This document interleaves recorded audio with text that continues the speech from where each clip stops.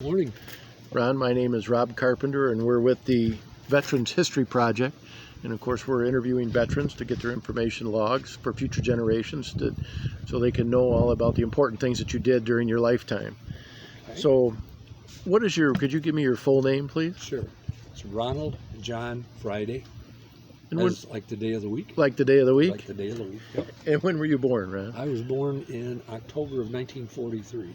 Okay, and where were you born? I was born here in Muskegon. Right here in Muskegon? Yes. Okay. And who were your parents? Parents was Joseph and Donna Friday. And interesting, they were married actually. Dad was already drafted and enlisted, and he was in the Army, and they got married at Aberdeen Proving Grounds. Oh, I'll be darned. Oh, that's neat. What did they do? What were their occupations? Dad he ended up being superintendent at the Norge parts facility down here in Lakeside. Okay. And my mom was a licensed RN, but she started having kids, 7 of us, and so she gave that up and stayed at home. Oh, wow. So you come from a family of 7? Yes. Is that correct? Okay. Yes. Who were your brothers and sisters?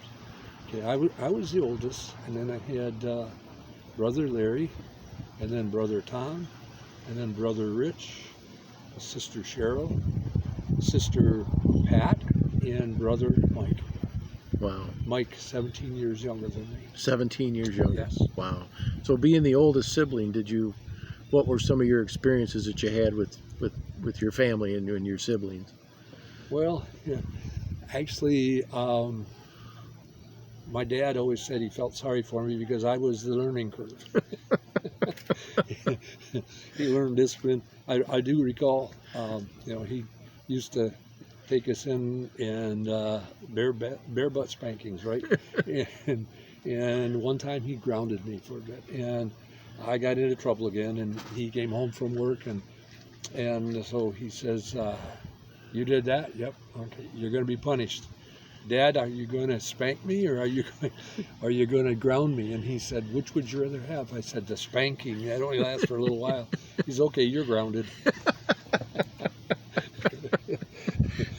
Smart man. Yeah. So we didn't get spankings anymore, but that grounding was terrible. That was terrible. Yes. So what branch of the military did your father serve in?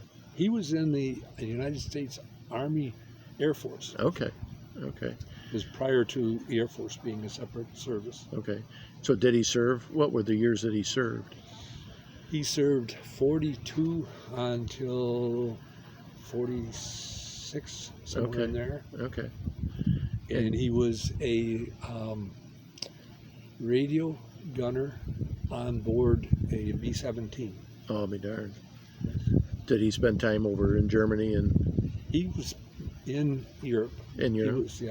He was mostly in England. Okay. Okay. Interesting. Yeah, he finished up his career transporting POWs, French POWs back to France and German POWs back to Germany. That's what he ended up doing in the end, yeah. I'll be darned. Yeah. I'll be darned. What were your siblings' feelings when you went into service? Actually, let's see. Brother Larry was the first one. And so, the ice had already been broken, so Okay. It was no problem. It wasn't that, yeah. No. They'd already been used to the feeling and what was going on and stuff like that. Yes. Okay. Yes. Okay. Do you remember how you felt when you first went in? I wasn't happy. Mm-hmm. I was actually had been married almost 3 years when I got my draft notice. Okay. Had just purchased a new car. Yeah. And we had a house that we'd already purchased right after we were married.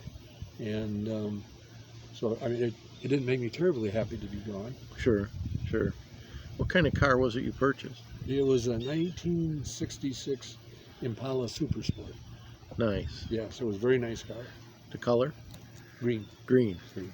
Nice car. Yeah. with a vinyl top. Do you wish you had that today? Yes. Yes. So do I. Yeah. So you were drafted in the service. Do you remember the day you received your draft notice? No, it was sometime in 1966 when I would have been 23 years old. So I was, well established in my profession, and Okay. so on. And- I mean, it was something that had to be done. Sure. So I just accepted it. Sure. Yeah. Go ahead. Okay, I was just going to say that the Lord helped me because I was deemed to be essential to the war effort where I was working. So a letter was sent by my boss to this draft board. And in the meantime, to cover all bases, I also went and signed up with the Muskegon Army Reserves. And I was one of 30 people looking to get an opportunity. They had 6 openings, and they tested all 30 of us, and I figured I was, I'd better use that other letter from my boss. But for some reason, I ended up being one of the 6 that was picked to be part of the Army Reserves. So because of that, how did that change? How do you feel that changed your future going forward? Oh yeah, it allowed me to continue with my career and still be a part of the effort, with the armed forces. Okay. And we were trained, we were prepared to go to Vietnam. Never had to get called up. Never had to get called up from there. Mm-hmm. Yeah, very good. When you were drafted, you were working. Who did you work for, and what did you do for them? Okay, at that time I worked for it was Dresser Industries in Muskegon Heights. We made hoists and lifting cranes and things like that, and we made a lot of overhead cranes. I was at that time I was in customer service, and I was doing quotes for the government and helping to set up, the things that they wanted. Sure. So that basically was my job. Okay. And were you doing that same job when you were finished with your time in the service? Yes. Okay. So tell us a little bit about when you first went in. Of course, you got your draft notice and everything, and explain to us, if you could, the process of when you first went in, and like your basic training days and kind of what happened and went on then. Oh, sure. Okay. Well, of course, you have to go and pass a physical, and at that time, without my glasses, I was legally blind. Oh, wow. Which I didn't know until I went to basic training, but I mean, I knew I couldn't see. Yeah. So I was in the Army Reserve, and I got sent to Fort Bragg for basic training. And while I was there, the first morning, we went and got our GI haircut, and then we went for our physical, and I ended up in the eye area in the site, and I remember the couple of fellows there, I said, read the chart. So take your glasses off and read the chart. So I took my glasses off and I said, I can't read the chart. Come on, soldier, read the chart. So I can't read it. Everybody can read it. No. He said, the top line is an E, everybody knows that. I said, well, sure, I could have told you that. But I said, you asked me to read it. So they said, just wait a minute. So they left, and pretty soon they came back with a first lieutenant. So I figured he's probably an optometrist. And so he said, take your glasses off, read the chart, soldier. I took them off, and I said, can't read it, sir. And so he checked in my eyes, and he said, yeah. He said, the guy's not kidding you. He can't see. He's legally blind. Oh, my gosh. Yeah, so they had a quick conference, and they said, well, you've signed up for the reserves. You'll be in the reserves, so you'll probably never see any action, so we'll let you go through anyway. But we'll get a gas mask ground to your prescription, so that if you have to wear it. And I said, okay, thank you. Which never happened, by the way. But never in got 6 that. years, I never got one. So anyway, that's how I ended up still in the reserves. Still in the reserves. Yeah, sure. Yeah. So how, when you're in the reserves and you went to Fort Bragg, and that is in what state? In North Carolina. North Carolina. Okay. How did you get from, you lived in Muskegon, Michigan? How did you get to Fort Bragg? I was given a plane ticket. Was sent to me from the government. Sure. And I had to wear my uniform, Okay. because I was already inducted into the Army, and so, and then I just took the airplane down and the shuttle out to Fort Bragg. Got there about midnight. Okay. Okay. And everything went fine on your trip, or? Oh, on the trip it went fine. It went sure, fine. sure. Okay, great, great. And by the way, I don't regret any of the experiences I've had. I'm so glad that I had them. Yeah. Yep. Being in the Army was a good experience. It had its moments. I don't want to go through it again. Sure, sure. So while we're kind of on that subject, what would you say some of your best moments were when you were in basic training? Basic training, I think just probably what you learned in basic training, Mm-hmm. and in the friendships you made, the Okay. camaraderie that you had with other people that were in your unit also. What were some of the types of things that you learned in basic?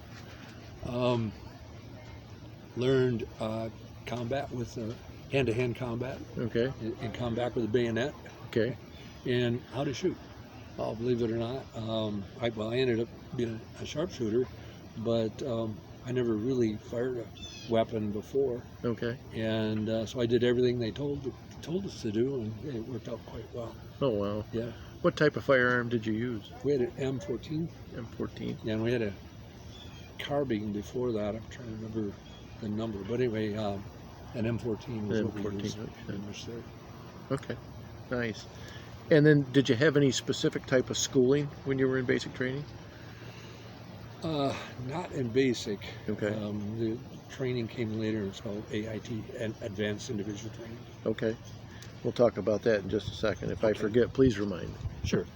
So you mentioned friendships, which is really, really kind of neat when you talk about that. Are you friends with any of those particular individuals yet to this day?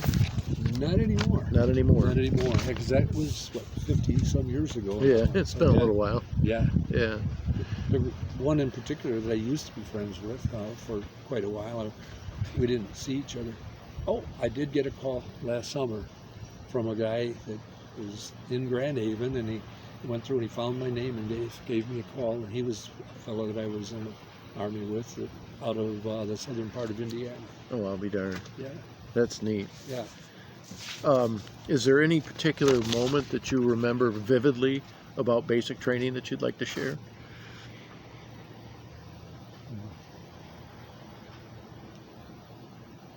Well, there was a couple. I don't know if I should. I do recall, that I wasn't happy with the way that they treated us, particularly in the mess hall, because I'm, almost 24 years old, and so I consider being an adult, and they kind of treated you like you weren't. But so there was a couple times when what you might call the get even times. I got to remember when at Fort Bragg, the Fort Commander came into the mess hall when I was working there as I was in there for the day, and the mess sergeant was in the kitchen, and he was actually loading extra food in the trunk of his car, and the general came through, and I just touched up real quietly, and I saluted him, and he went out in the kitchen. Yeah, and caught the mess sergeant absconding with food. So, yeah, that was kind of neat. So you kind of got even there in your own quiet way. Yeah, they treated us pretty badly in the mess hall. Did you guys have like drill instructors? Yes. Do you remember your drill instructor? Very well. Very well. Very Yeah. well. What was his name? That I can't remember his name. Okay. it's you know, he was the epitome of what a drill instructor needed to be. Can you still see his face? Yes. Okay. Absolutely. Okay. I can still see his face. Okay. Is there anything else that you'd like to share about your basic training days? I think, you know, we're going in. I remember that our first day there, the drill instructor said, you know, he went through and he looked at everybody and he said, "You're too fat. We're gonna take weight off from you." You know, and he came by me and he said, "I'm going to take weight off from you." I weighed 155. And went to the mess hall, and our first day at the mess hall, the mess sergeant was doing the same thing, and he looked and he says to me, he said, "You're too skinny, and we'll put weight on." So great. How was the food? It was okay. It was okay? Yeah, it wasn't bad. Yeah. In the mess sergeant one, I gained 2 pounds. Good for you. But I came out in pretty good shape too. That's one thing I did enjoy, that being able to get back into condition again. Okay. That's good. That's good. So when you were done with basic, what was your experience after that? Well, we were put on a troop train up to parts north and east, and I ended up in Aberdeen Proving Grounds to go to school. Okay. At AIT, Advanced Individual Training. And go into that a little bit further for me, please. Sure. I was at the time in what was called the tank platoon, assigned to a battalion out of Traverse City, and so I went to school to become a fuel and electrical line repairman for multi-fuel engines, and excuse me, it was a 12-week course, and it was great. It was hands-on. A lot of it was. An interesting with the hands-on is the workshop that we worked in. We had engines that were made at Continental in Muskegon. Nice. We had hoists that were made at the Dresser Industries where I worked. Okay. And we had lockers that were made at Shell Walkers. So, I mean, it was almost like being back in Muskegon. Quite a connection. That's really interesting. Yeah, that's really interesting. Yep. So when you went to school, you learned it was the fuel systems and electrical systems. Is that what you worked on? Yes. After you were done with the service, did you use any of those particular skills? No. No, it's just something specific then. Yep. And what were you? Did you learn those skills to particularly work on one type of vehicle, or was it many? No, many types. Many types. Okay. One of the things we did was we went to Camp McCoy, Wisconsin, Fort McCoy, and that was a training ground for a lot of reserve and National Guard units. And we went there in the fall and actually winterized vehicles and did repairs on them. Okay. On not huge repairs, but we did a lot of repairs. So we, that's what we did for 2 weeks, our time in service, for that 2 weeks. Okay. How did you guys get up there? Did you fly or Convoy up there? Convoy.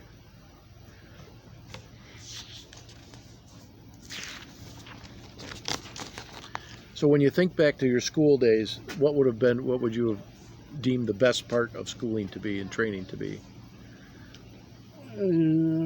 Probably being with the guys, and getting, now you get another new group, but it's only 12 guys. So you get to know them even closer. Okay. And we did a lot of things together after hours, and so probably that. Okay.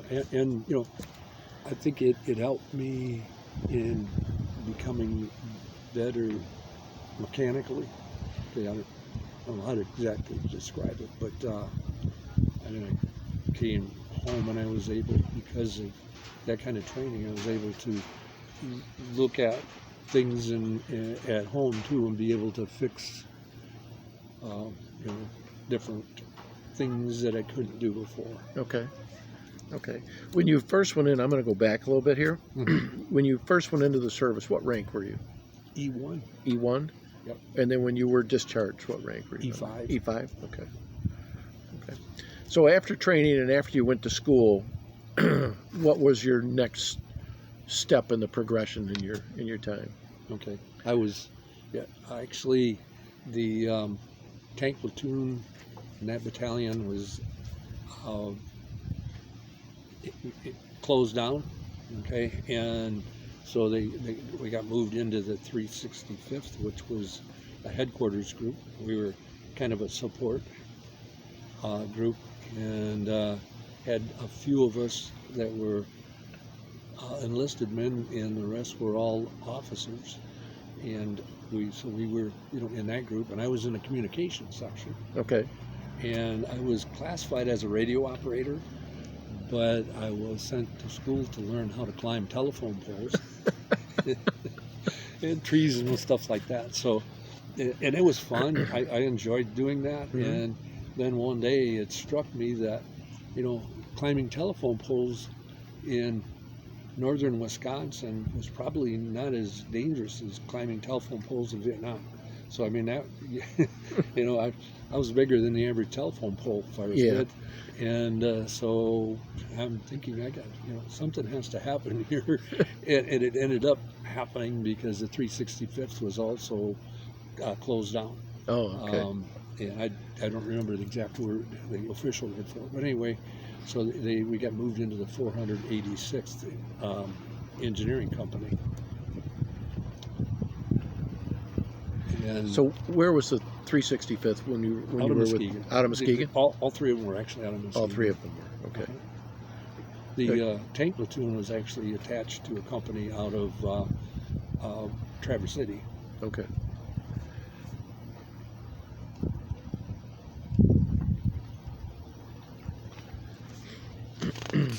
So when it goes back to your radio operator days, did you and had to climb telephone poles and that, they gave you a lot of schooling for that? Was that all done locally here in Muskegon then? No, it was actually done in Wisconsin. Oh, that was in Wisconsin. Camp McCoy. I got it, sure. What was the name of that? Camp McCoy. Camp McCoy. And where was that located in Wisconsin? That was in in Wisconsin, kind of west. It wasn't too far from the Mississippi River. Oh, okay. All right. Do you remember your time there? Kind of what you did and climb poles. Climb poles, that's basically and learn how to tie wire, because at that time it was still basically wire, communications. Mm-hmm. Some of it was wireless, but also a lot of it was with wires. So still with wires. Yeah. Learn the right knots and everything to be able to. Okay. Did you were you an actual radio operator? No. No, I never operated. You just climb poles. Yeah. Okay. Just the transistor ones. Okay. That you could listen to. Right? Yeah, that we listened to. And that would get into the after-hour stories, probably. Yeah, exactly. Okay. Okay. So after you did that, and after you spent your time in the 365th and then the 486th, where are we now in your career in the service? Yeah, the 486 was the last unit that I was in. Okay. And because I knew how to type and that sort of thing, I ended up in the logbook section. Okay. And I was responsible for the logbooks that the drivers took out. Anytime you checked out a vehicle or piece of equipment, you had to have a logbook with you. Okay. And I had that logbook, and my job was to make sure it was filled out correctly, get them back in from the operators, and then also schedule routine oil changes and stuff like that. Okay. Did you do any of the maintenance in, or you were just in charge of? I didn't do any maintenance myself. I was in that section doing that inside. Okay. Okay. So does that pretty much wrap up your career in the service then? Yeah, that was pretty much the last thing I did. Was we go to summer camp, and I would send out the vehicles that they needed when, and I also would have to, if we needed repairs on them, I would have to see about getting somebody in to fix the equipment would break down, you know, stuff like that. Okay. So your time when you were in the service, what would have been like a typical year for you serving it? Because you served in the reserves, correct? Yes. So kind of explain to me, if you would, you know, how much time you had to spend in the service, Oh, sure. and you're traveling back and forth and that type of thing. Sure. Basically, it was one weekend a month, and it started on Saturday morning and ended on Sunday evening, and then also meetings. There were weekly meetings, you know, one evening for just 3 hours or something like that, and then at some point we were deemed to be in the 486 that we were having to possibly go to Vietnam and fill in for some of the engineering units. So we went on what they call a Special Reserve Force Classification 2, which meant that we had to go to training every other weekend. They doubled up all the training for us, and we had to be ready within like 4 days to be packed and had our civilian stuff out of the way and ready to go overseas. Interesting. And that never happened. But in the meantime too, the riots in Detroit took place, and I happened to be, at that time, I was at the proving grounds going through my AIT, and there was some people that were going through, I think it was Cambridge, Maryland, and they were kind of burning the city down. So they put us on alert to go and try and settle that, and that got taken care of with the National Guard before we got there. But meantime, we had to go the following year to training to be prepared for more of the same sort of thing in Detroit. Sure. So our unit, I don't think our unit went, but there was a unit out of Grand Haven that did go to the riots in Detroit. And like I say, we were trained and we were ready to go too. But you just never got called. Yeah. Okay, good. Yeah. Good. In fact, that's where I got killed. That's where you got killed. Yeah. You got killed. Explain. Yeah. In the training. Oh, okay. I see. We were, our job was to bring a fire truck through to a place where there was a fire going on, and we had to clear the streets. And I thought we were doing a pretty good job of it, and then there was a sniper underneath one of the buildings that shot me. Uh-oh. Yeah. Did somebody? How did you know that you were dead? He came out. We didn't have paintballs or anything. Okay. Like that. I heard the pow. Yeah. And he said, "I just shot you. You're out." So we were out. Yeah. Yeah. How did that feel at the time when he told you that? I'm not very happy. No. I said, "Wow, I'm glad that it happened in training and not in the real." Yeah. Absolutely. So am I. Yeah. So, is there anything else about your days in the service that you'd like to share?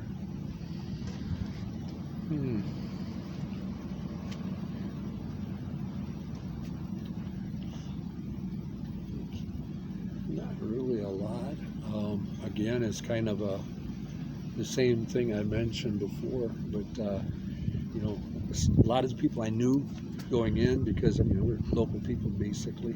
We had some other family in there, some cousins, but it was, I guess, just being part of that group, and we were real close. Yeah. Close. Yeah. Did you ever, hang out with your brother at all when you guys were in the service together? Okay. Not my brother. He was in the Air Force. Okay. Yeah. Okay. So that was a little different. Yeah. Okay. Do you remember the day you were discharged? It was May of 1972. If I remember rightly, it was the 2nd of May. No, 27th of May. How did you feel on that day? Obviously I was relieved. I was happy about that. In fact,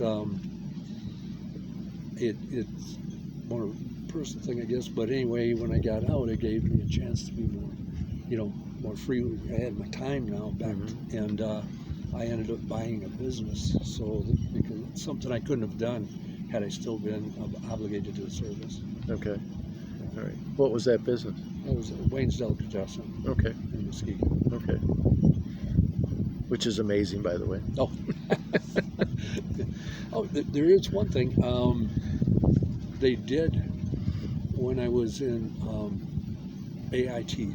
Okay, I was presented with an opportunity to become one of the trainers at Aberdeen, but I had to sign up to regular Army, and I had to sign up for 2 more years, and I said, would you put that in writing? And they said no.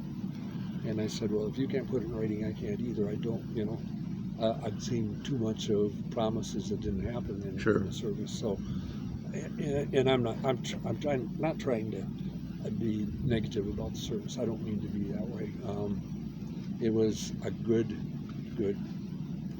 experience. And I firmly believe that kids coming out of high school should be obligated to go into the service at a minimum of a year. I think there's a lot of growing up and a lot of learning the things that you do while you're there. I saw a lot of the young 17 and 18-year-old kids grow up, and so it's a great place, but yeah, just not for a 24-year-old. Do you think it would have been different for you had you gone in at an earlier age? Probably. Yeah. I would think so. For one thing, I wouldn't have been married. And that would have, made me feel a little less obligated. I was hoping everything's going okay at home. When you're sending as much money home as I could out of pay my whole $100 and some a month. Was your car waiting for you when you got home? Oh yeah. Okay. Yeah. How was your readjustment back to civilian life? After the first 6 months, that was a tough one. That 6 months training that I had, that was tough going back home. Everything was set up for you. You certain time when you had to eat, certain time when you could do this, certain time when you could shave, all that kind of stuff, and all of a sudden you're back home again, and getting orders from your wife is different than getting orders from your first sergeant. How so? It's a little more personal. And we had to kind of get used to each other again a little bit. Okay. Yeah, not that it was a bad thing. We were married 49 and a half years. Congratulations. Yeah, that's awesome. That's awesome. So we talked a little bit about friendships, and you talked about how that fella from Indiana called you. Was there anyone local? No. No? Okay. The local people, a lot of them I know, but it's not through the friendship so much in the service. It was more because I knew them before, or we, our paths crossed now, but nothing that we said, well, we're going to do this. Like one of the guys in AIT, he's from Columbus, Ohio, and for some strange reason, he was a big Green Bay fan. So we would call each other after every Detroit Lion Green Bay game, and whoever won was obligated to call the other guy. Okay. So we did that kind of stuff, but yeah, otherwise, not really. Okay. And when you were out of the service and everything, have you joined a veterans organization? I do belong to the American Legion. Do you? Mm-hmm. Okay. I don't. I've never signed up for the VA. Okay.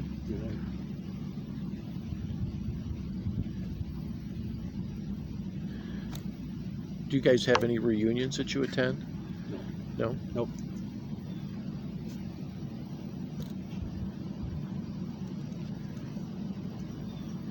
So if you were to reflect and look back on your military service, how do you feel it has changed your life? Or do you feel it has changed your life? I don't think it's changed my life much. like I said, that it's one of those things. Particularly basic training is something that you're glad you went through, but don't want to ever do again. Do that again. In fact, I do remember in basic training, they always told you that if you missed X number of days, you'd be recycled. Yeah. Well, I got a terrific sprain on my ankle, and I'd re-sprained an injury from high school days, and so I just took my combat boot and I laced it up as tight as I could, and I just went through it because there's just no way I wanted to go through recycle. Didn't want to do that twice. Yeah, not knowing what's ahead of you is one thing, but knowing and having to go face it anyway is not good. Whole different ball game. Yes, whole different ballgame. Do you feel that there was any life lessons you learned from your experience in the military? Probably. Yeah, I would think so. Depending on other people, for one thing. Okay. Yeah. Okay. In what ways? Well, we never ended up having to experience this live, but I mean, to know that there's somebody alongside of you you can depend on that's got your back. It helps. And we used to do that in other ways, particularly after hour stuff. We had each other's backs quite a bit. So. Sure. If there's a message that you would like to leave for future generations through this interview, what would that be?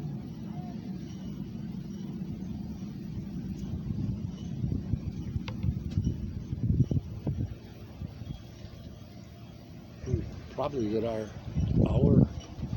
freedom here in the United States is a precious thing, and it's something that needs to be preserved and guarded.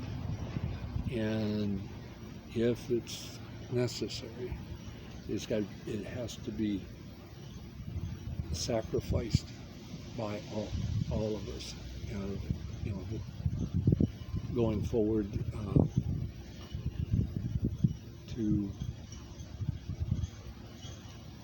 I think yes. I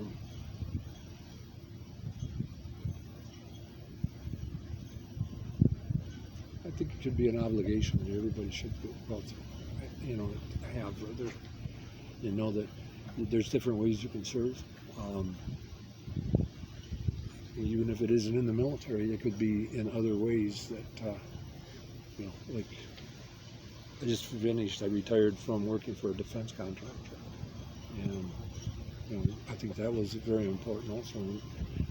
I guess it's just to be ready to give up some time to help preserve what we have in this beautiful country. That's great. Thank you. Thank you so much. Okay.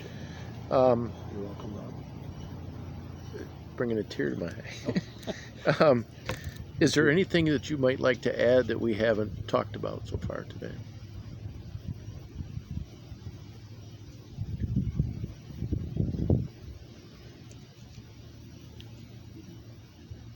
Not that I can think of right offhand. Okay.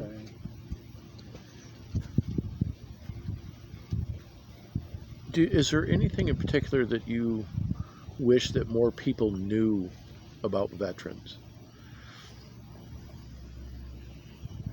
I think that what veterans did was very special, and it's something that has to be acknowledged. And the VA could be improved, and and I do see though what a difference. When we were serving, we were the guys coming back from Vietnam. Unfortunately, I didn't have to do that, but they came back and they were not treated well. And even the reservists, I know or any troop, they recognized us by our haircuts or whatever. But I had situations that weren't good, and I think that needs to change, and it has been. I mean, you go places now and people are always thank you for your service, thank you, and you see on Veterans Day the things that people do. So I think their attitudes are changing. They need to. Our veterans need to be taken care of. They need to be helped if they need help. Absolutely. I want to thank you so much for your time. You know, this is an invaluable service that you're providing for future generations to take a look at the things that you've done. And again, thank you so much for everything that you've done and contributed to the project, to our country, and just want to say thanks. That was awesome. Appreciate Thank it. you, Rob. You're welcome. Very good. You did a great job.